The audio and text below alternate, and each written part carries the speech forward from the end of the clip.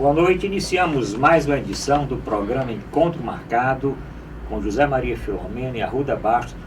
Hoje um programa especial porque nós vamos tratar inclusive do acontecimento aí das duas últimas semanas, tá? Com pouco tempo que aconteceu, que é o desmoronamento do edifício André, que aconteceu aqui em Fortaleza. Estamos hoje aqui com o Dr. Mário Elísio Aguiar Soares, ele que é engenheiro civil, formado na UFRJ, lá no Rio de Janeiro, e é especialista em estrutura, recuperação e reforço, que tem tudo a ver, nós vamos ver se tem tudo a ver com o que aconteceu. Deixo aqui o WhatsApp do programa, 995, eu estou trocando até aqui é Fortaleza 85 99925 1122. Lembro também o nosso portal na internet, portalrudabastos.com.br, para o telespectador assistir o programa ou rever os programas anteriores. Da Maria, vamos tratar porque sim, o doutor Mário Elísio tem muita coisa a ver também com futebol. Também, né? Com futebol. E eu sei que você é um especialista na área, né? Eu sou da Justiça Desportiva, né? E dou meus pitacos aí, como todo brasileiro, né? Sou mais um dos 200 milhões de treinadores. Mas, doutor Mário Elísio, obrigado aí por ter atendido o nosso convite, poder participar aqui do programa, trocar ideias aqui sobre vários temas. Comece falando um pouco aí da sua vida, onde é que o senhor nasceu, o que seus pais faziam, que lembranças você tem da sua infância. Eu nasci em Crateús, né, aqui no nosso interior de Ceará, mas logo novinho, a minha mãe se separou do meu pai, e como meus avós eram de Cariré, da terra do Elísio Aguiar, que era meu avô, aquele que dizia governo, eu fui morar em Cariré até os 4 anos, depois vim para Fortaleza, onde comecei os meus estudos, né, já garoto. Aí fiz o Colégio Cristo, o Colégio Militar, aí fui Sim, mas você foi criado, ficou em Cariré até que idade? Até 4 anos. Até 4 anos. Mas seu pai e sua mãe, eles eram de Crateús? Minha mãe é de Cariré, filha do Elísio Aguiar, e o meu pai era de Crateús. Seu pai de Crateús e sua mãe, por isso que ele levou para lá. Pois não. Então, e aqui o primeiro colégio que você estudou em Fortaleza? O Cristo. Colégio Cristo? Que chamava-se Instituto Cristo. Era ali na Barão de Estudantes? Onde é hoje? Onde morava Roberto Cavalho Rocha. Morava dentro do colégio. Na esquina. É doutor Roberto Rocha, grande educador, fundador do Colégio Cristo, da rede Colégio Cristo, da faculdade, né? E na época chamava Instituto Cristo. Não tinha falecido há pouco tempo. Era até o 4º ano ginasial. Aí depois eu fiz o exame de admissão para o Colégio Militar de Fortaleza. 5º ano. Para quem não sabe o que é admissão, porque o programa aqui tem... Era o primeiro ano ginasial. Primeiro ano ginasial. Turma jovem, a turma jovem não sabe o que é admissão. Nós sabemos, né? Porque para passar, eu também estudei no Instituto, que era o Instituto de São Paulo, e saí desse Instituto de São Paulo, que era o Instituto, para ir para o Colégio Cearense na época. E você fazer o admissão no vestibular... E como o Colégio Militar naquela época não preparava para o vestibular, e sim para a AMAN, que é a Academia Militar Brasileira, eu fui para o Colégio Cearense, fazer o melhor cursinho da época, que era o Cearense. O irmão Valentim. Meu irmão Valentim, um gênio da matemática. Sim, mas são quantos irmãos vocês? Eu sou filho único. Filho único. E a sua mãe fazia o quê? Era dona de casa? Era dona de casa, mas passou a ser funcionária pública.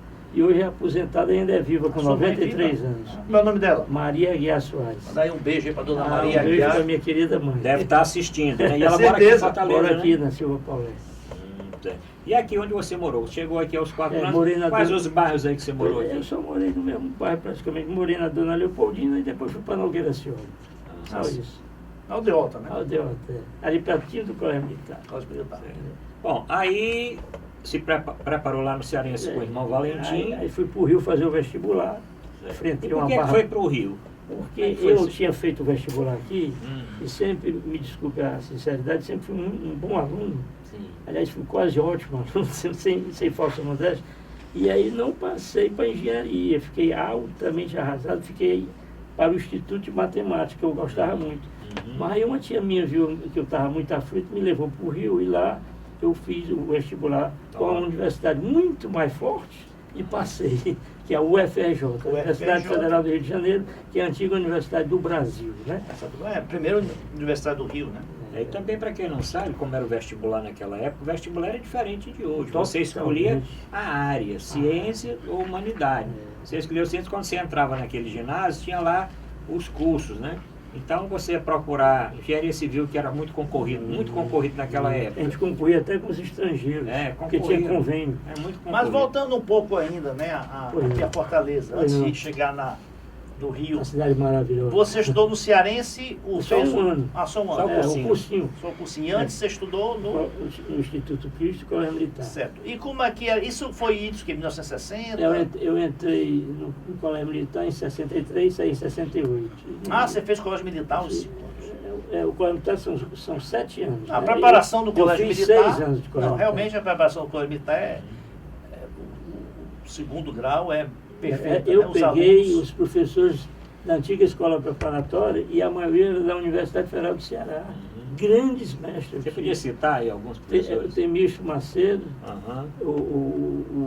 tinha o Paulo Aguiar Frota. Paulo Aguiar Frota. Né, do Banco do Nordeste. Pessoas... Danizar Macedo. Danizar Macedo foi meu professor na Faculdade de Economia. Grande mestre. Eu tive grandes mestres no Colégio Militar. E o Colégio Militar tem a parte de educação física, né, muito forte. Muito puxado. Você fazia esporte lá? É obrigado a fazer. Não é que não queira. Aí você praticava o quê? Futebol? E aí, na parte... Não, primeiro é obrigado. Jogou naquele campinho ali em frente? Aí o futebol, eu era da seleção titular do Colégio Militar. Eu era lateral esquerda ou ponta esquerda, dependia do então adversário. Você jogava contra o Colégio Cearense ali, que tinha o professor... como era o nome do professor, rapaz, que também era quem coordenava essa área lá, né? Eu vou lembrar aqui do nome do professor, que era até um dia... tinha morado lá com os índios e tal, Onélio Porto. Não sei se você está lembrado do Onélio Porto. Agora você era interno? Não, semi-interno. O Colégio Militar na época só tinha semi-interno e interno. Não tinha o externato, não. Externato é coisa nova, né? Então você dormia em casa e nem tinha a parte feminina, só era masculino. Meus colegas foram o Zé Carlos Pontes, do Grupo Partido, Edson Queiroz Filho, o Edson Filho. Glauco Lobo, todos foram meus colegas. Colega do doutor aqui. E bem, aí você chegou no Rio que ano para fazer? Cheguei lá no ano da Copa do Mundo do México. 70. Eu estava chegando e vendo a Copa, a cores, né? Primeira vez a cores. Aqui em Fortaleza não. Aí morei, aqui não, de 70 a 80 no Rio. 70 a 80. Fiz 5 anos de faculdade, trabalhei 5 anos na iniciativa privada e voltei para cá. E você morava... Era no Fundão? No Fundão. Fundão ali na Ilha do Governador, né? Não, na Ilha do Fundão. Na Ilha do Fundão. Aí a Ilha do Fundão é ligada pela Ilha do Governador, já que nós estamos na engenharia, pela primeira ponte em concreto protegido no Brasil. Hoje tem uns 3 ou 4 pontes ali, né? Tem vários.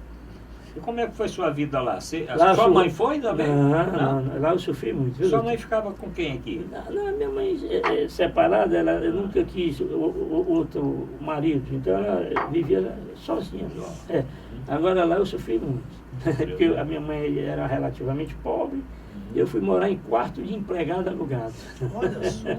Mas eu falo isso, mas agradeço a Deus, lutei muito, eu vivia dando aula particular. Albergue para estudante, não tinha esse porque eu tinha uns parentes, né, irmãos da minha mãe, que eram tudo em Copacabana. E às vezes porque o parente lá é diferente daqui. Sim. E ajuda muito pouco. Aí no fim de semana pelo menos ajudava e tal. Eu ficava por ali e dava aula de matemática e física particular para sobreviver. E enxerguei também que vendendo artesanato cearense. Olha só. Eu me especializei na parte feminina, vendia para as mães dos alunos. Aí eu sobrevivendo com essas vendas e com as aulas. Cheguei a dar aula até para o filho do Roberto Marinho. Olha só. Uma coincidência monstra. É mesmo? Fui indicando. Um belo dia, foi lá no Jardim Botânico? Depois, um belo dia me disse, você vai amanhã, uma moça disse, dar aula para mim e para o meu namorado. Quando eu cheguei lá, era uma mansão. Foi em Laranjeiras. Laranjeiras, isso. Cosme Velho já foi. Cosme Velho. Já foi com a segunda Jardim mulher. Botânico era a sede da Rede Globo. Mas a Laranjeira foi a primeira mulher. E Cosme Velho é a segunda. Isso. Então tem muita história. Tem. E como é que foi essa sua volta, então, para o Ceará? A volta é o seguinte... Vamos falar um pouco aí do Rio. O Rio, no começo dos anos 70 era uma maravilha, uma né? Maravilha. Não tinha não tinha a violência que tem hoje. Não tinha nada, nem pobreza. Copacabana, eu como era um estudante pobre, a minha diversão no final de semana era ver as vitrines na Avenida Nossa Senhora de Copacabana à noite, fim de semana. Era um espetáculo. Sem violência, sem pobreza, sem nada. As vitrines tudo abertas. Uma coisa linda e maravilhosa. É o período do milagre econômico, né? Muito... E o Rio de Janeiro sempre belíssimo. Eu estive lá agora, continua belo, né? Mas muito pobre e muito violento. Mas o Rio continua lindo. Lindo. E na época lá, já que você tinha toda essa história, ia muito a futebol? Qual era o time lá? Qual era o seu time de coração? Eu sou o Vasco da Gama. Mas eu era obrigado a ir com um tio meu, que era flamenguista doente, porque ele pagava meu ingresso, eu não podia pagar. Aí eu tinha que ficar calado na torcida do Flamengo. Nós vamos falar depois sobre estádios, né? Que você, como engenheiro, fez a obra, a penúltima, né, obra do Castelão. Eu estive no Rio de Janeiro recentemente, foi a primeira vez que eu fui ao novo Maracanã, né, a Arena Maracanã, depois da reforma para a Copa. E eu tive uma decepção muito grande. Embora seja um estádio assim, ultra moderno, com muito confortável, né, mas não tem aquela sensação que a gente tinha quando entrava no Maracanã. Você entrava no Maracanã, aquela grandiosidade, né? Quando você via aquele verde, via aquele gramado verde ali, mexia com a gente. Mexia realmente. Eu também lembro. Eu fui nessa época. O nosso Castelão, né? Me permite. O Castelão, quando da sua inauguração em 11 de novembro de 1973, ele foi inaugurado com 110 mil de capacidade. Era o terceiro estádio do Brasil. Não, eu vou lhe corrigir um pouco. Ele foi inaugurado com 70 mil, porque só tinha... Não tinha... sim. Eu já estou no final. Aquela arquibancada... Não tinha fechado o anel ainda, não fecharam o anel. 70 mil. Aí em 1980, o Papa veio e o Vigílio fechou atrás dos 2 gols e ficou com 110 mil. Fechou o anel. Mas está no livro. Está no livro. Bom, então já que estamos falando aqui no livro, viu, Ayrton?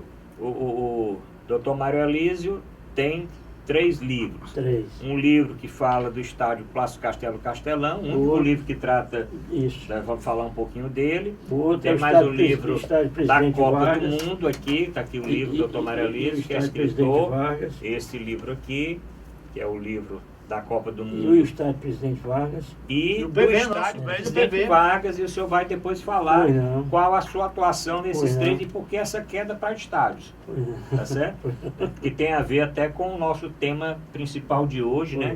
Que tem tudo a ver com a sua especialização, que é estrutura, recuperação e reforço. Vamos fazer logo o primeiro intervalo? Voltamos para um bloco maior. Nós vamos explorar aqui o Dr. Mário Elísio no Castelão e Presidente Vargas.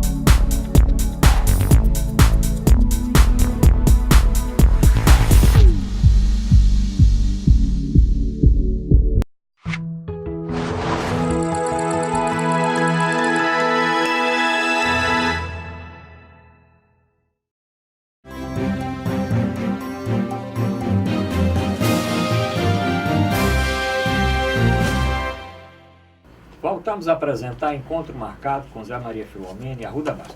Hoje um programa especial com o autor desses livros que nós já mostramos aqui, Dr. Mário Elísio Aguiar Soares. Estamos falando aqui a respeito do prédio do edifício André, 7 andares, né? Que ruiu em Fortaleza agora na semana passada. Falamos um pouco da obra do Castelão, vamos ainda falar do Presidente Vargas, mas o doutor Zé Maria falou aqui a respeito dos prédios, né? E o que fazer, né? Pois por exemplo, o que o senhor acha dessa lei de inspeção predial, que agora está muito, está se contestando muito o fato da prefeitura ter adiado algumas vezes fiscalização, a validade, né, a vigência da lei, até porque muitas associações de condomínios, né, pedindo mais tempo para poder se adaptarem, inclusive se prepararem financeiramente, né, para custear as inspeções. O que você acha dessa lei? E eu acho até que a lei ela deveria começar nos prédios mais antigos, né? Sim, Porque se você generaliza, né, porque o Brasil tem mania de querer, tem um problema, faz uma lei para resolver. Só que são 74 mil edificações passíveis, né, da lei de inspeção predial. Vamos selecionar, vamos gradativamente, né? Ver quais são a metade. Só para ilustrar mais o telespectador, grave. A lei de inspeção predial é a lei número 9.913, de 16 de julho de 2012. E ela já está em pleno vigor, porque ela foi regulamentada com o decreto 13.616, no dia 23 de junho de 2015. Então ela está em pleno vigor. Com relação a isso que você colocou, eu não concordo com você pelo seguinte, porque tem prédios novos que já têm grandes patologias, entendeu? Por quê? É a pergunta que você poderia fazer. Porque tem erros já no projeto, patológicos, já no projeto. Tem erros de execução também de patologia. Como assim? Você faz um projeto de estrutura e não detalha bem a ferragem, não diz qual é o espaçamento correto, qual é a bitola, o tipo de aço, aquilo ali já é uma patologia. Então já surge no projeto. Execução, o cara vai elaborar um concreto, não faz o traço correto, não dimensiona correto, não vibra o concreto como é para vibrar, não adensa, não calafeta as formas para evitar que saia nada. São os erros patológicos durante a execução. Portanto, prédios novíssimos já têm patologia. Então a lei tem que cobrir a todos. A probabilidade de um prédio ruir é maior um prédio mais antigo que um prédio mais novo. Não. E se a prefeitura não tem estrutura para fiscalizar todos, né? No mesmo, 74 mil, se ela for fiscalizar durante um ano, são quase que 300 por dia. Eu vou dar um exemplo em aquele da Maraponga era um prédio novo. Provavelmente ali tem o quê? Erro, patologia, erro de cálculo, eu não me detive muito não, viu? Então eu não posso falar para o senhor. Mas deixa eu lhe dizer, isso é uma contraproposta que você falou. O Castelão é uma criança na frente do PV. Sim. O Castelão foi inaugurado em 11 de novembro de 1973, o PV no dia 14 de setembro de 41, diferença de 32 anos. Pois o Castelão tinha mais patologia do que o PV. Verdade. Às vezes então não tem negócio de idade. As construções mais antigas... O problema é a manutenção preventiva, que não tem. E como é essa manutenção preventiva? Isso, como é que faz essa manutenção preventiva? Muito bem, a manutenção preventiva é o seguinte, essa lei aqui diz até como é que faz. Ela fez a cronologia. Por exemplo, prédios de mais de 50 anos têm que ser vistoriados, aí é que é a manutenção, a cada ano. De 30 a 50, de 2 em 2 anos. De 20 a 30, de 3 em 3. E abaixo disso, é de 5 em 5 anos. Então, a manutenção preventiva consta de exatamente, a cada momento que chegar a sua época, se contrata um engenheiro do ramo, e ele vai fazer o levantamento, né, em loco, através da inspeção, que a gente chama de inspeção visual macroscópica, e faz o levantamento das patologias existentes, vai para o seu escritório, faz um relatório de vistoria técnica experimental, estrutural, onde ele mostra as patologias e as recomendações de como recompor todos aqueles danos. Deixa eu só perguntar uma coisa aqui, que eu vejo muito em Fortaleza, caindo aqueles panos de cerâmica. Por que cai tanto? Ali o senhor já está entrando. Às vezes são prédios novos muito que boa, assim, já estão fazendo... Toda a cerâmica muito boa pergunta. Só que o senhor está entrando em outro tipo de patologia, né? Essa patologia aí é grave porque... Essa é uma patologia das fachadas. Não tem nada a ver com a patologia que a gente está conversando até então, da estrutura. Mas como eu sou também um estudioso, as patologias de fachada são muito comuns em Fortaleza, porque Fortaleza, viu, ficou caracterizada como uma cidade em que todos os prédios externamente são revestidos de cerâmica. No Rio de Janeiro praticamente não tem isso, por exemplo, entendeu? Concreto. Então onde é que estão as patologias? Mais é aqui em Fortaleza. Essas patologias surgem basicamente por vários motivos, mas um deles é o problema da junta de dilatação, que ela tem que ser a cada 3, 4 metros, tem uma junta de hidratação horizontal. Horizontal. Para quê? Porque a cerâmica está exposta à chuva e ao sol. Então, de dia, ela expande, à noite ela se retrai. Então, fica como um fole de uma sanfona. E aquilo ali, com o tempo, ela se desprende, ela se desprega, ela se solta. E se não tiver a junta muito bem dimensionada, para que ela possa trabalhar, e normalmente não se tem essa junta, aí tem essa patologia. E outra patologia é a carbonatação que ocorre na argamassa de assentamento da cerâmica com o substrato, que é a alvenaria. Agora, aquela pessoa que mora num prédio que está apresentando sintomas, né, de desgaste na estrutura, está vendo lá, olha, tem um pilar ali já com o ferro exposto, tem lá uma viga rachada, e já reclamou no síndico, já reclamou em reunião de condomínio e não se toma nenhuma providência, deve fazer o quê? A quem reclamar? A quem recorrer? Eu moro num prédio que tem 38 anos, é só o pilotismo e mais 3. Mas em 38 anos nós já fizemos 4 recuperações de estrutura. E agora já vamos fazer a 5ª. Então ele já está naquela faixa, né? De 30 a 50, né? Que você já tem que diminuir o intervalo. Aí você, primeiramente, se dirige ao síndico. Se o síndico não tomar nenhuma providência, você tem a SEUMA, que é a Secretaria, né, de Urbanização e Meio Ambiente do município, e o CREA, que é o Conselho Regional de Engenharia e Agronomia, a quem você pode recorrer. Você pode recorrer, fazer a denúncia e solicitar. Mas eu fiz essa pergunta numa entrevista lá na Rádio Assunção. Pois não. Ao presidente, o diretor do CREA, ele disse, olha, o CREA ele não pode se meter em obras, o CREA ele é um órgão que fiscaliza a atuação dos profissionais. Não, mas ele sendo, é assim, primeiro a SEUMA. Dos engenheiros e agrônomos. Primeiro a SEUMA. Isso. E em segundo plano é o CREA, mas o CREA tem que ser provocado, né? Não atua sem ser provocado.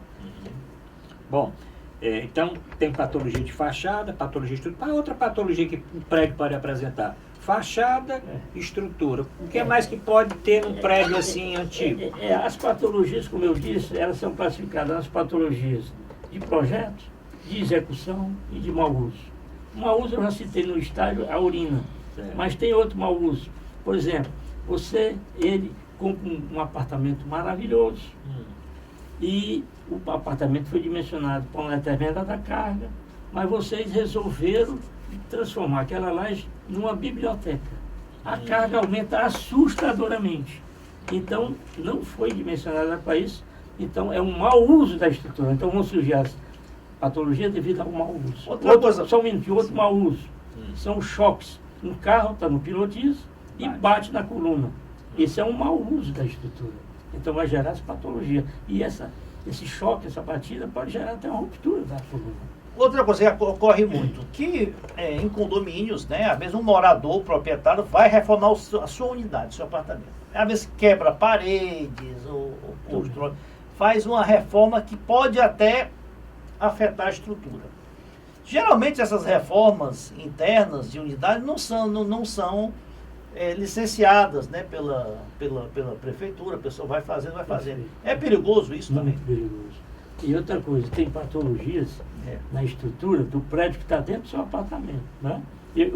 A minha sala de estar, há uns 6 anos atrás, nós recuperamos um pilar na ligação da sala de estar com a varanda, porque ele estava no seu tramo é a distância entre uma laje e outra, todo deteriorado. E aí como é que você identificou? Porque o reboco estava caindo, né? Aí uma coisa importantíssima aqui para os seus telespectadores. Quando você tem uma patologia dentro do seu apartamento, nas colunas, aí é problema do condomínio. É do condomínio? Porque a coluna é do condomínio. A coluna passa a coluna passa pelo seu apartamento, mas passa pelo meu também, passa pelo dele.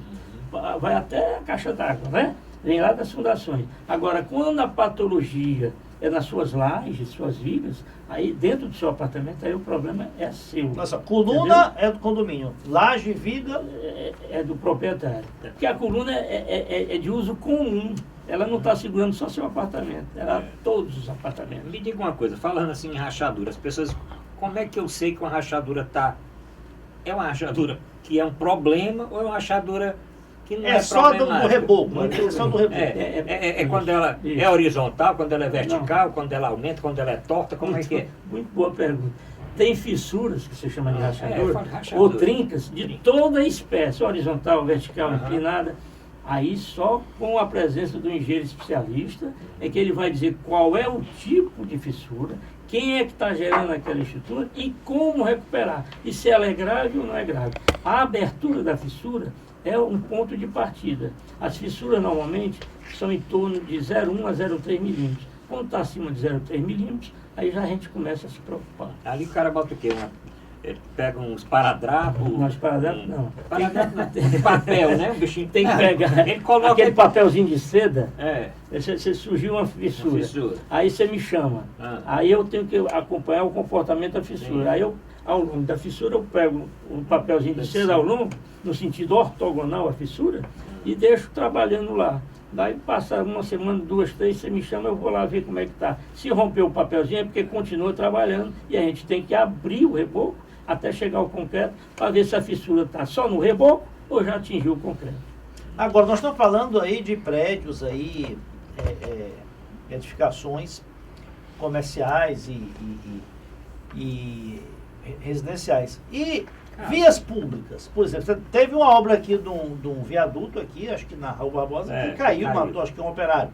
Belo Horizonte também caiu. Levado Pau de Fronteira, né? Como é que isso é falta, isso é erro de projeto, erro da execução da obra? Deixa eu dar um exemplo bem claro, que eu trabalhei, o elevado Pau de Fronteira. O que é que aconteceu no elevado Pau de Fronteira? Serve para os outros aqui. A empresa que ganhou a licitação não era idônea. O concreto era protendido. Concreto protendido, qual é a diferença entre concreto armado e protendido? O concreto protendido é o concreto armado, em que você passa cabos de proteção para dar a ele, concreto, uma maior resistência e poder vencer maiores vãos com maiores cargas. Isso é o concreto protendido. Então, lá no elevado Pau de Fronteira, quando a gente foi examinar a fiscalização do Estado do Rio de Janeiro, nem a nata de cimento, que era para colocar dentro dos cabos, para evitar a oxidação dos cabos, ela protege, porque os aços eles têm que trabalhar num ambiente passivo, alcalino. Quando você tira a passividade do aço, ele começa a se corroer. E o pH é da ordem de 12 a 13. O pH bom para o aço trabalhar. Quando ele chega a 9, ele já está se corroendo. Então, foi visto isso no elevado Pau de Fronteira. Então, uma empresa idônea fazendo um trabalho, às vezes em conchave com a fiscalização, aí vem os erros clássicos da engenharia. Pois é. Mas vamos voltar para os estádios aqui de futebol. Vamos falar do PV. Do PV. E o PV, né? O senhor esteve lá no PV, o PV estava também um pouco, a doença dele era um pouco menor do que a do Castelão, mas se não fizesse, tinha risco de... Eu não diria que é um pouco menor, eu diria que eram as mesmas doenças que tinha no Castelão, tinha no PV. Tinha no PV. Certo? Eu só disse para o meu amigo aí, só com relação de cronologia, não interessa a cronologia. Um prédio com 3 anos pode estar muito doente, ele entendeu. Né? Então, o PV é o seguinte, eu não fui o engenheiro da obra. Eu fui o engenheiro da obra do Castelão. Mas eu fui convidado pela minha experiência do Castelão, porque no Castelão foi uma coisa histórica e muito, me lisonjeou muito. Foi a primeira obra no estado do Ceará que foi feito um primeiro ensaio dinâmico de vibração forçada na engenharia do Ceará. Olha só. Ou seja, a gente contratou a USP, a Universidade de São Paulo, a maior universidade do Brasil, e trouxemos a melhor equipe do Brasil para fazer os ensaios dinâmicos de vibração forçada na arquibancada, no anel superior, exatamente para detectar as frequências, aquilo tudo que eu expliquei. E aí, como eu tinha essa experiência já adquirida através da USP e do Castelão, e foi preciso fazer no PV também, e me chamaram. E lá eu indiquei a USP novamente e participei só dessa parte de ensaios, mas acompanhei um pouco a obra, mas não como engenheiro, sim como curioso. E foi mais ou menos o mesmo tipo de obra? Muito parecido. Agora no Castelão tem o quê? Os amortecedores ali, tem os ferros? O que é? Aqueles ferros ali, o que Esse Castelão da capa do livro é que tinha os amortecedores. Era, né? Esse aqui, né? Mas o governador Cid não quis. Tirou. Eu lutei muito para ele não tirar. Isso aqui foi um prejuízo imenso para a sociedade cearense. Tirar essa marquise, custou R$1 milhão essa marquise. R$1 milhão. Essa marquise aqui. E os amortecedores é o seguinte, o Castelão tem 60 pórticos. O que é pórtico? Pórtico é a estrutura principal do estádio, onde todas as estruturas secundárias se apoiam. Então são 60 pórticos. Os pórticos é uma estrutura gigante. Só para você ter uma ideia, o pilar do pórtico do Castelão tem 6 metros de comprimento, 6 metros de comprimento por 50 centímetros de espessura. Isso é que dá toda a estabilidade do estádio. Mas então a gente foi reforçar exatamente os pórticos, em função dos ensaios de vibração forçada, e reforçar também a arquibancada. Isso tudo em função dos ensaios. Agora, se você quiser que eu explique como é que é, mas não, eu posso explicar. Agora, me diga uma coisa. Reclama-se muito que o Castelão é muito quente. Agora, né?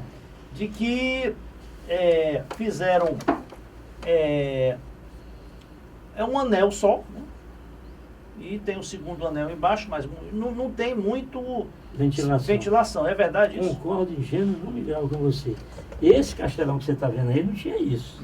Aí eu chamo um engenheiro uruguaio para fazer o projeto do Castelão da Copa, que mora em São Paulo há anos, tendo aqui em Fortaleza dezenas de grandes arquitetos. E aí ele ganhou esse uruguaio, e ele não conhecia a umidade do estado, a temperatura do estádio, a velocidade do vento, a variação de temperatura. Fez um estádio e envelopou o Castelão. Aí a saída aí só é uma. Você tem que climatizar o Castelão ou tirar o envelope. Mas tem vários estádios climatizados. Mas tem ali já uma parte que tiraram até aquele metal, aquela furadinha que tem ali. Foi. Já tem um lado que tiraram. Já tiraram? Tirou. Eu não estou sabendo. Não, porque não tinha já desde o início. Não, ele era todo... Ele tem aquela parte de ele vidro todo. E ele tinha aquela parte que é furadinha, aquele tipo Isso. Um aço e tal. Tem umas partes que eu pensei que tinham tirado, porque tinha oxidado, eles iam... Até eu vi recentemente que eles colocaram novamente num lado, mas o outro deixaram meio o que eu vejo, aberto, eu acho né? que o estádio que você construiu, ele estava condizente, compatível para a utilização das nossas torcidas, né? Perfeito. O que eu acho que melhorou um pouco nessa reforma para a Copa foi a questão dos banheiros sanitários, né? Que se ampliou bastante. A questão ali, a sala de imprensa, né? Mas deixa eu lhe dizer... Mas diminuiu-se a capacidade, porque o Castelão acho que estava com 70 mil, né? Esse estádio aí diminuiu como diminuiu da Copa. Né? Da Copa, né? Primeiro eu queria explicar por que E o que se melhorou foi O torcedor pergunta muito a mim na rua, sim. por que se diminui a capacidade de estádio? Vamos explicar que de uma vez por todas aqui. Ó. O Castelão, o antigo Castelão, tinha 110 mil de capacidade. Isso era irreal, isso era amontoava mas 110 chegou mil a 118 e 120 com o papo. Era amontoado. Mas vamos lá. Aí, você faz um estádio moderno, como é isso aí, em que a FIFA obriga que todos os lugares sejam em cadeira. Então, primeira coisa, nós eliminamos a geral porque a FIFA obrigou. Então, só aí foram 15 mil a menos. Segundo, quando você bota cadeiras, eu estou explicando aos telespectadores por que diminui a capacidade. Quando você bota cadeira, a cadeira é mais larga do que o ser humano. Então já ocupa mais espaço. Entre uma cadeira e outra não pode estar colada, tem que ter 2 a 3 centímetros. As cadeiras têm que ter vários acessos à cadeira. Todos os acessos não têm cadeira. Somando isso tudo, dá uma diminuição drástica da capacidade. Então passou...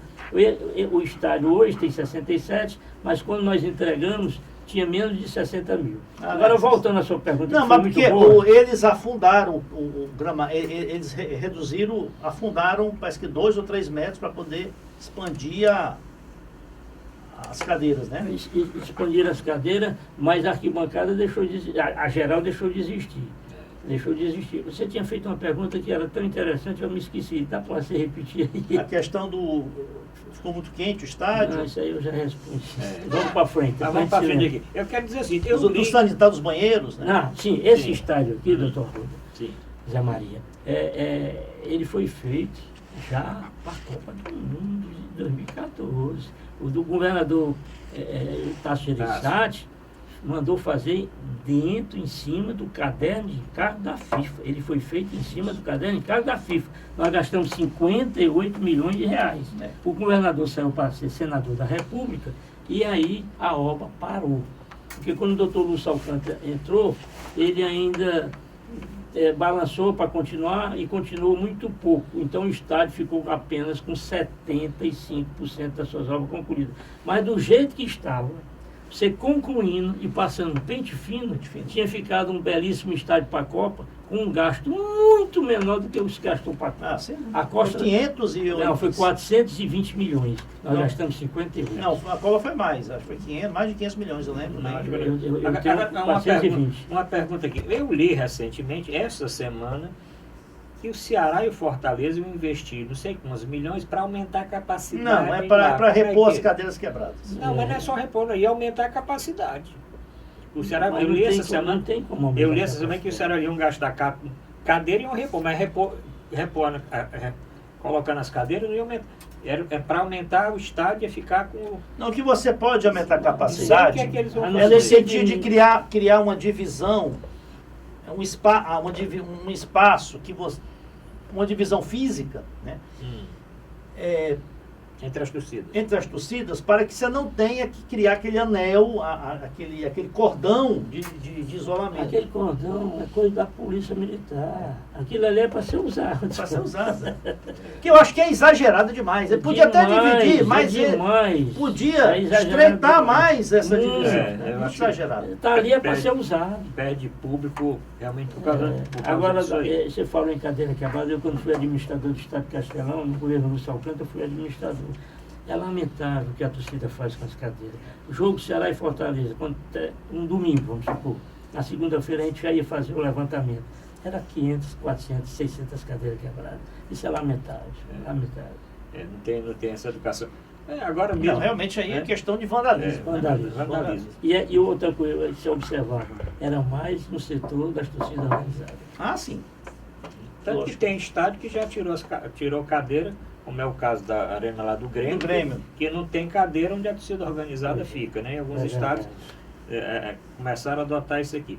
Bom, mas além desses 3 estádios, fale assim uma outra obra que o senhor participou também assim importante aqui. A obra de renome mesmo foi o PV, o Castelão e o elevado Paulo de Fontaine no Rio de Janeiro.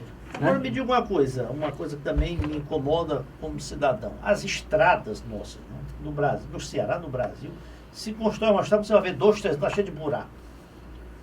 O que acontece? E o pior do que o buraco é a maneira que eles consertam o buraco. Fazem um remendo ali que fica... Parece uma roupa toda... Parece uma roupa toda... Aí não é minha área, né? Mas eu quero lhe dizer o seguinte, embora não seja a minha área, uma estrada é um sanduíche de camadas, né? E é muito fácil de alterar durante a execução. Aí teria que ter uma fiscalização muito rígida. O problema é mais de execução. Aí tem estrada que também não é dimensionada para um fluxo de certos caminhões pesados e aquele caminhão começa a rodar ali. O que? Um erro de mau uso. Porque tem CE que não pode entrar com a carreta. Aí você está andando, as carretas estão andando. Para isso aí que tem as balanças, para ser pesado, né? Os caminhões. E tem pouca balança, né? Tem pouca balança. Tem pouca balança, tem pouca fiscalização. Bom, estamos chegando aí na reta final do programa, faltando aí 5 minutos, vamos ver o que é que nós discutimos mais. Então, para aquele síndico que está escutando o nosso programa aqui, qual a orientação que o senhor dá? Porque o síndico é responsável, né? Não? Sem dúvida. Não aceite ser síndico se você não fiscalizar. Não tem dúvida. Não tem negócio. Uma pergunta aqui. Você é síndico do prédio, faz uma reunião de condomínio, ele está aqui, está tudo disposto aqui, vamos fazer uma cota extra. Os condôminos não aceitam. O que é que o síndico faz? Pede demissão ou vai fazer a denúncia? As duas escolhas, né? Mas o que é que eu sugeriria, já que você fez a pergunta? Assim que se notar as patologias, não deixar para amanhã. Chamar logo um engenheiro especializado e não um engenheiro qualquer para ele fazer a vistoria técnica estrutural e se for contratado, produzir um relatório de vistoria técnica estrutural e apresentar com todas as anomalias que são as patologias e no final recomendar como executá-las. E a partir daí se fazer uma licitação com empresas de engenharia especializadas, que na minha opinião só tem 3 aqui em Fortaleza. Não é pelo fato de você ser construtora que você sabe fazer. E aí fazer imediatamente a obra. E não deixar para o dia recuperação de recuperação e reforço de estrutura. De estrutura, qualquer estrutura ou só pilares? Não, a estrutura de concreto armado, foi boa a sua pergunta, é constituída da seguinte forma: lajes, vigas, pilares, fundações, caixa d'água, cisterna, escada, isso tudo é estrutura. Agora a estrutura que varia, ela pode ser de concreto armado, protendido, metálica, aí até de madeira. Certo. Bom, então é o seguinte, vai aqui falando, se você colocou o seu nome à disposição para ser síndico, olha a responsabilidade. Sem dúvida, né? Sem dúvida. E tem que conversar. E também os moradores, porque eu mesmo já participei de várias reuniões que vamos tá caindo ali, não é pouca coisa, não sei o que, vamos processar a empresa. Aí vai processar a empresa. Não, e a empresa só vai resolver o problema. Se diga, o profissional só tem responsabilidade pelo que ele faz até 5 anos. Passados 5 anos, ele não tem mais nenhuma responsabilidade. Não, mas na realidade é o seguinte, se você tiver o que se chama no direito do consumidor e o imóvel, você comprou um apartamento, né? Vícios ocultos. Né? Vícios ocultos são aqueles que não são perceptíveis a olho nu e não são perceptíveis no primeiro momento, mas que são vícios do projeto ou da execução do projeto. Aí a construtora é responsável o resto da vida. É o caso do edifício Palace 2, lá no Rio de Janeiro, né, que ele colapsou lá 20 e tantos anos depois de construído, mas verificou-se na perícia que tinha falhas grandes nos materiais usados. Né. Agora, só uma outra pergunta aqui, nós estamos pertinho de terminar. Pois é. E a prefeitura aí não podia ampliar essa fiscalização, não? Não podia... Poderia aumentar o número de fiscais, né? Mas a prefeitura trabalha até direitinho. A SELMA é uma grande secretaria. O problema é que quem não ajuda é a população. Me diga uma coisa, além de prédio, tem muita casa também nessa situação? Acho que mas casa também tem patologia, mas as cargas são mais leves, né? Os acidentes são menores, né? O problema é mais nas edificações. E agora é bom que se diga que Fortaleza é cidade hoje de 20, 22, 26 andares. Não tem mais prédio de pilotis e mais quartos. Não existe isso mais, entendeu? Aí, hoje em dia é tudo nessa base e cada vez mais tem que se fazer uma obra com o maior controle tecnológico, com materiais adequados e profissionais de alto nível. Eu queria perguntar, o senhor falou em profissional, como é que o síndico pode saber se aquele engenheiro ele é habilitado para isso?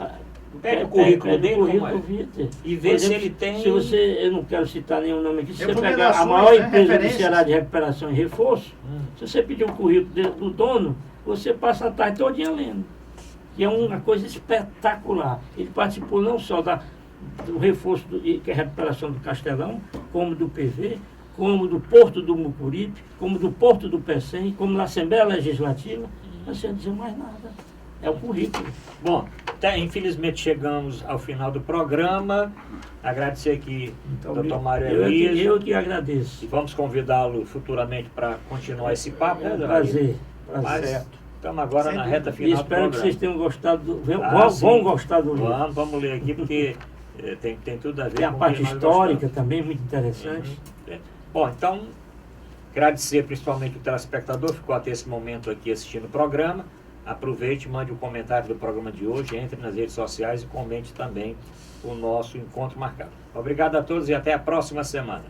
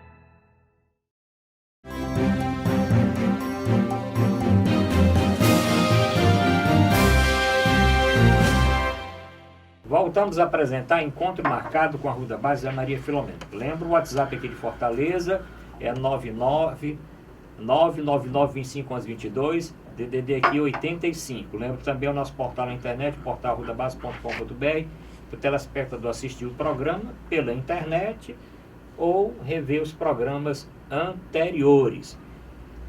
Mas, doutor Maria Elisa, e como é que foi a volta para o Ceará? Isso. A volta para o Ceará, como eu disse anteriormente, eu sou filho único, né? A minha mãe já estava precisando de mim. E eu já estava casado nessa época. E casou com a carioca? Carioca. Mas eu já estou no terceiro casamento. Sim, já está certo. Aí a carioca veio espontaneamente, mas logo voltou, aí foi minha primeira separação. E eu vim aqui, como eu fiz a UFRJ, eu tive Deus me deu essa alegria, essa oportunidade, eu tive os maiores mestres da Engenharia Nacional como meus professores. Para você ter uma ideia, o Adécio Moreira da Rocha, cearense, foi meu diretor na Faculdade de Engenharia na UFRJ, irmão do Acris Moreira da Rocha. Ele foi um dos precursores da literatura de estrutura no Brasil. Mas ele ficou um pouco superado, aí o pessoal passou na frente, mas eu tive o calculista da Ponte Rio Niterói como meu professor. Então eu tive grandes mestres, né? Aí o Adécio me deu uma carta de apresentação, sabendo que eu voltava, estava trabalhando numa grande empresa lá, e entrei aqui na Unifor, só com essa carta de apresentação, fui professor da Unifor, e logo a seguir um escritório de cálculo aqui me absorveu, e aí eu comecei, e depois... Mas o seu setor da engenharia qual é? É de estruturas. Lá no Rio você trabalhou? Só estruturas, né? Eu trabalhei no elevado Paulo de Fronten, aquele grande elevado que desabou, eu lembro, em cima da Doc Lobo na Tijuca, mas quando desabou eu era estudante. Aí depois é que eu fui ser engenheiro do elevado, na sua recuperação e na sua reconstrução. Aí você, quando você chegou aqui em Fortaleza em 80, você notou uma diferença grande da cidade? Muito. 80... Mas ainda longe do Rio de Janeiro. Foi o início do processo de verticalização, Final dos anos 70, de verticalização de Fortaleza. Sem dúvida nenhuma. Se você vê uma fotografia da Beira-Mar em 1970 e 80 e poucos, né, você já vê os espigões começarem na época começou a surgir vários outros calculistas, porque só tinha uma meia dúzia de calculistas, e hoje Fortaleza tem aí uns 50 profissionais na área de estrutura. Certo. Bom, você falou do professor Gerardo? Não, trabalhei com ele, quando voltei do Rio, ele me absorveu. Gerardo Santos Filho. Gerardo Santos Filho. Trabalhei com ele. E ele aqui no PV, nós vamos falar, eu fiz esse livro porque o CREA Ceará nomeou uma comissão de 3 engenheiros para vistoriar o PV, que estava entregue às baratas, estava no estado precário de estrutura, e nós passamos lá uma semana internado, eu, Gerardo Santos Filho e outro colega, nessa comissão, fazendo a vistoria, que gerou um relatório de vistoria técnico-estrutural, que surgiu a obra no governo Luiziane Lins. O PV atual foi feito no governo Luiziane Lins. E o Gerardo Santos Filho participava da comissão, do qual o presidente era eu. Então, antes foi a obra do Castelão, né? Antes foi o Castelão. Bom, e o Castelão? Também ele estava balançando ali? Como é que era o negócio? O Castelão é o seguinte, eu era engenheiro do DERT, já nessa época, que é o Departamento de Edificação, Rodovia e Transporte, que o nosso governador Cid acabou com o DERT, eu lamentei profundamente. Que é engenheiro, né? O DERT era uma potência, aí eu fui escolhido, entre vários engenheiros, para ser o engenheiro-chefe da obra. E a obra começou no ano 2000, aí se prolongou em 2000, 2001 e 2002, e nesse momento a gente fez também um levantamento técnico e estrutural muito minucioso do Castelão, que também estava em situações idênticas do PV, e daí apresentamos ao superintendente, que levou ao Tássio Ereissati, que começou a obra. E por quê? O estádio não era tão velho assim, né? Não, o estádio estava acabado. Por que não, essa obra que ele participou foi necessária, eu lembro do estádio. Não, necessário. Por que esse estádio? O Castelão tinha todas as patologias de estrutura que você possa imaginar, ele tinha. Ele estava numa situação deplorável, estruturalmente falando. Se nós não tivéssemos entrado, e entramos para valer, inclusive a obra começou muito lenta e muito simples, mas se tornou de grande vulto nacional, uma obra na época de 58 milhões, onde a USP estava dentro da obra, a Universidade Federal do Ceará estava dentro da obra, o DERT dentro da obra, os escritórios e ensaios renomados, as empresas de ensaio renomadas no Rio de Janeiro e São Paulo estavam dentro da obra. Foi uma obra escola. E aí realmente a gente recuperou toda a estrutura e teve que reforçar a estrutura. Porque com o advento das torcidas organizadas, o comportamento estrutural mudou do Castelão, porque quando não tinha torcida organizada, os torcedores eram todos sentadinhos e comportados. Só gritaram na hora do gol. Com o advento das torcidas organizadas, passou a ter uma carga, que a gente chama de carga dinâmica, que é a carga quando o torcedor fica pulando sobre a estrutura.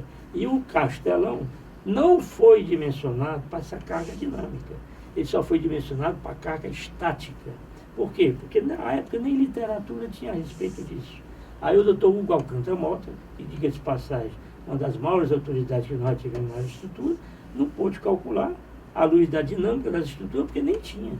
Aí nós adaptamos para a época e fizemos uns reforços que permitiu que as frequências de oscilação do anel superior ficasse a nível de conforto humano. É porque eu lembro que balançava muito, tu não lembra, não? Eu lembro. Não, é porque até a câmera de televisão ficava assim. O que ocorre? Eu lembro que Maracanã, né? Maracanã chegou a ter público... 180 mil. 180 mil. Dizem que a final, né?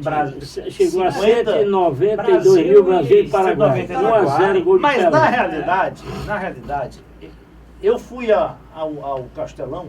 Hoje o Castelão tem uma capacidade bem pequena, 67 mil. 67 mil, e nem esses 67 mil está sendo aproveitado. A polícia não deixa. Agora, eu cheguei aí ao Castelão em novembro de 1980, um jogo Brasil-Uruguai, Brasil-Uruguai, 0-0. Que eu estava na arquibancada com os colegas. Era uma situação realmente, se você levantasse, você não sentava mais. É verdade. Realmente era aquelas capacidades. Esse jogo deu 118 mil pessoas. E era irreal. Era irreal, totalmente irreal. Sim, aí eu pensei que tivesse alguma coisa a ver também com aquele terreno, que ali era meio alagado, não? Não, porque as fundações estão perfeitas. O problema é a estrutura dele. Perfeito. O problema era na estrutura, o que a gente chama de superestrutura. A infraestrutura estava perfeita. Né? E ali não tem nada a ver com infiltração, com alguma coisa? O problema é o seguinte, nós estamos inseridos numa atmosfera marinha. Pode atender que aqui altamente agressiva. Altamente agressiva. Devido ao meio ambiente que a gente vive. Então, como essa atmosfera marinha é altamente agressiva, ela produz o chamado cloreto de sódio, que se desprende do sódio, o Cl, que é o íon cloreto, e esse íon cloreto é o inimigo número 1 do concreto. Para onde entra nas fissuras do concreto, ele vai lá dentro do concreto, acha o aço, reage com o aço, cria uma reação chamada eletroquímica ou eletrolítica, em que é uma reação expansiva, o aço aumenta de volume e expulsa quem está na frente, que é o cobrimento ou recobrimento do concreto, e a ferragem fica aparente, gerando essa patologia mais comum na estrutura. Mas, doutor Mário, isso daí é sabido, né? Essas situações são de conhecimento da engenharia. Você vê o Japão, que tem terremotos, né? Os prédios são feitos para suportar terremotos. Você tem Estados Unidos, locais que tem furacão, que tem climas inóspitos, né? Nevascas, né? Então as construções são feitas prevendo a resistência a esses fatores climáticos. E aqui não se justifica o estádio com menos de 20 anos, né, já ter apresentado todas essas patologias. Justifica, sim. É porque existem vários motivos pelos quais uma estrutura entra em colapso. Quais os motivos das patologias do concreto? Isso, muito bem, são vários os motivos. Mas não se podia construir de forma que se resistisse? Não, porque tudo na vida envelhece, e o concreto envelhece também. E ao envelhecer, ele vai adquirindo as doenças. E nós somos exemplo disso, o ser humano. O concreto é muito parecido com o ser humano. Então tem várias causas que geram as patologias na estrutura. Tem as causas, inclusive, de mau uso. Vou dar um exemplo para você. No Castelão, E de fato, em todos os estádios do Brasil, os torcedores não são muito educados, né? Então eles costumam muito urinar no pé dos pilares. Uhum. E ao urinar, ele está colocando a amônia, o ácido amoníaco ali, que é um inimigo fidagal do concreto. Então começa a criar também um fenômeno de deteriorização do concreto no pé do pilar, no pé das muretas do castelão. E existe também as patologias que o meio ambiente gera. O meio ambiente gera, por exemplo, através dos cloretos, que eu acabei de falar, através dos sulfatos, através do dióxido de carbono. O dióxido de carbono é outro inimigo do concreto, que gera uma reação chamada de carbonatação, que dá uma grande patologia também no concreto. Isso tudo, por isso que a gente tem que fazer a prevenção do concreto, né? As inspeções preventivas e depois as corretivas. Por isso que o edifício André desabou. Pois é, vamos entrar nesse assunto do edifício André. Pelas informações que o senhor já tem conhecimento, pelas imagens, né, que foram divulgadas do início lá da obra de recuperação, com os operários, né, quebrando lá os pilares. Qual a avaliação que o senhor faz? O que ocorreu ali? Primeiro, o prédio cairia de qualquer forma? Ali primeiro ocorreu uma demora em demasia dos condôminos e do síndico, que era uma síndica que lamentavelmente morreu. Deixaram para chegar no estado limite último para se tomar uma providência. Primeiro, erro grave. Segundo, vem o problema do dinheiro. A pessoa faz uma licitação e lamentavelmente escolhe aquele que deu o menor preço. O mais barato deu um preço 4 vezes menor do que o segundo. O preço que ele deu não dava nem para iniciar a obra, mas o pessoal só olha o menor preço. Parece que 23 mil reais, a empresa provavelmente não era a mais capacitada. Aliás, diga-se de passagem, em Fortaleza só existe, na minha concepção, só 3 empresas que são especializadas em recuperação e reforço de estrutura. Pelo fato de você ser dono de uma construtora, não quer dizer que você saiba fazer a recuperação e reforço. É muito específico, é uma coisa muito profunda e é uma coisa relativamente nova no cenário da engenharia. Então, esse foi o ponto 1. Ponto 2, essa empresa entrou e ao entrar já estava muito próximo da ruptura. E ele atacou várias colunas simultaneamente. Não se faz, a gente ataca por bloco. Né? E, além disso, ele cometeu um erro gravíssimo. Ele não escorou a estrutura. Quando você vai mexer num pilar, que são as peças que realmente seguram e sustentam o prédio, né? As vigas se apoiam nos pilares, as lajes nas vigas, as vigas nos pilares e os pilares nas fundações. Os pilares é que transmitem as cargas dos pavimentos para as fundações. Então você tem que escorar. Você acha que ele tinha que ir até essa pata para tentar? Só um minuto. Ele tinha que ter escorado todo o entorno de todos os pilares, com escoras metálicas roscáveis, porque aí você transmite as cargas do pilar para as escoras, aliviando a carga no pilar e dando condições de segurança e conforto para o operário trabalhar. Não foi feito isso. Além do mais, a estrutura estava muito deteriorada, muito doente, e aí ele começou a tirar o material solto, que é o correto, mas tirou de vários. Aí a ruptura veio. Um somatório de causas. Nunca há uma ruptura, doutor, por um motivo, e sim uma superposição de efeitos. Quem tem visto, quem mexe inicialmente em empresas qualificadas, a primeira coisa é escorar. Até você derrubar uma parede para abrir uma porta, uma coisa qualquer, você bota ali, mas para que não aconteça isso. Sem dúvida. Mas ali é o seguinte, como é que foi? Ele caiu de uma vez, andar em cima de andar? Foi. Mas é quase uma implosão, muito parecido com a implosão. Só que ele caiu assim, inclinou um pouco, né? Trás. E foi para a ruazinha do lado, né? E aí matou até um rapaz que estava entregando água, né? Lamentavelmente. Uma pergunta, existem muitos prédios que têm esse pelotis. Isso facilita esse trabalho? Porque tem os prédios que têm subsolo. Quando a garagem é no pelotis, é pior do que quando tem subsolo? É uma boa pergunta. É o seguinte, o pelotis facilita porque a inspeção visual dá para você ver.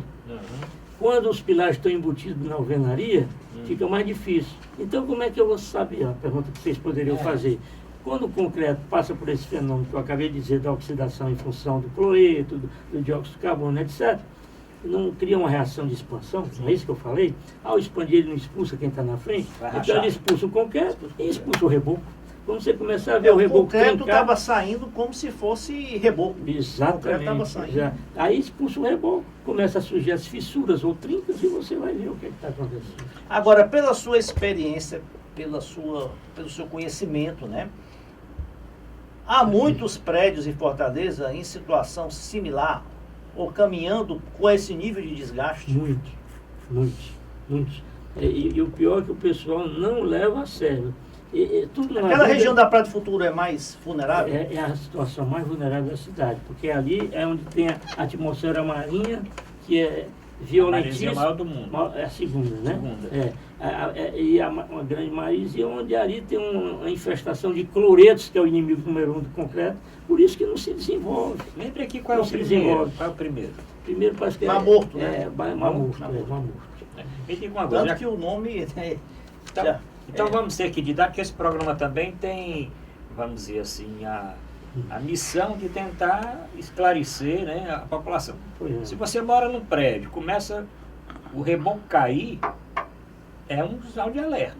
Tem um reboco que não cai à toa, cai.